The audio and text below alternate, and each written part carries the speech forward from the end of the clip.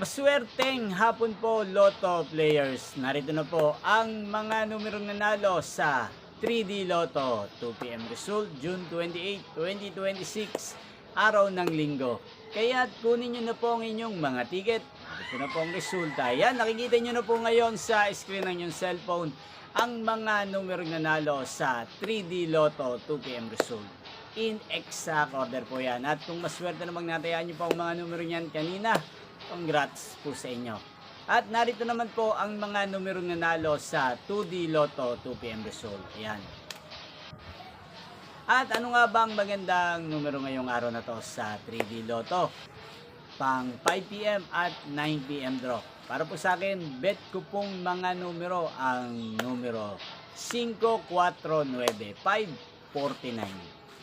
At ang pangalawang kombinasyon na bet ko sa 3D Lotto ang numero 1, 3 at 2.